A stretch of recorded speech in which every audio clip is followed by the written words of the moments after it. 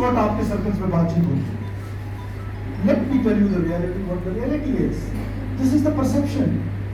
What insurgents need, they need social maneuver from the society, they need mouthpieces, they need legitimate voices from the society. Do you think Bashir Zaid can come and address this bar? Answer is no.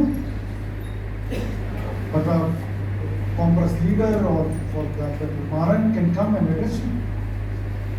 So they need legitimate voices for themselves. اب وہ کرتے کیا ہیں؟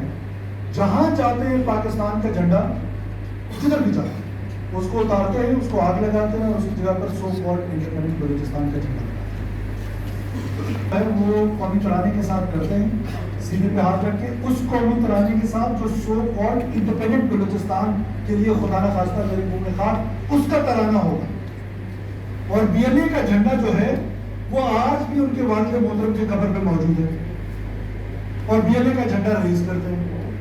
یہ کون سی بدبخت ریاست ہے جو اپنے اندر رہتے ہوئے ایسے لوگوں کو پروموٹ بھی کرتی ہے, اور پھر جب ان کا کیس آیا یہاں پر, with all due respect to every one of you, without like I don't want to hurt you, I don't want to like میں کوئی الزام تراشی بھی نہیں چاہتا ہوں, but this is what I have heard کہ جو ریاست نے اختیارات حکومت کو دیے ہیں آرڈر مینٹین کرنے کے لیے, اس آرڈر کو مینٹین کرنے کے لیے جو اختیارات دیے, جب حکومت اس کا استعمال کرتی ہے تو you stand on the other side of the roster, and every one of you, not every one, maximum number of you.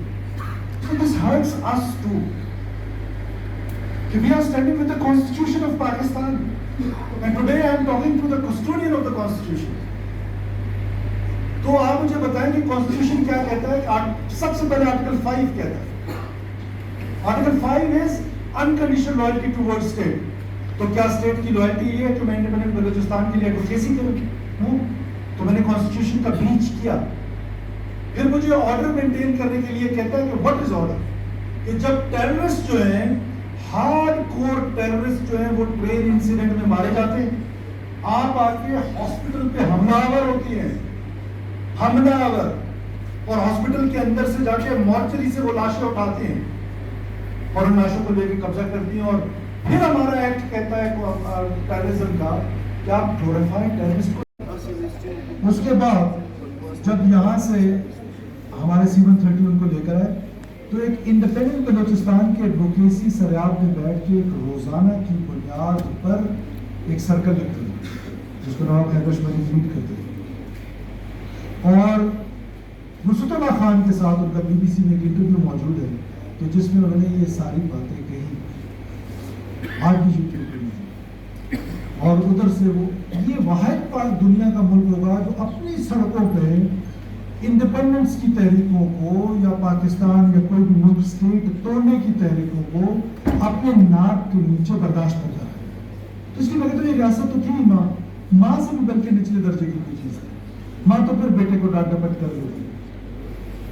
سو اب ریسنٹ کیا ہو رہا ہے, یہ تو تھوڑا سا میں نے آپ کو ہسٹری بتانے کی کوشش کی کہ اس ریاست نے کتنی دفعہ وہاں کا کردار ادا کیا. اب آپ کے پاس 3 چیلنجز جو پاکستان کو توڑنا چاہتے ہیں. بلوچ کو دھکیلا گیا ہے, یہ حاصل جنگ ہے یا نہ حاصل, کیا وائلنس کے ذریعے اس پاکستان کو توڑا جا سکتا؟ جس کی ایما پہ توڑا جا رہا تھا اس کا جو حشر ہوا ہے وہ آپ سب کے سامنے ہے. میرا نہیں خیال کہ وائلنس کے ذریعے اس ملک کو توڑا جا سکتا ہے.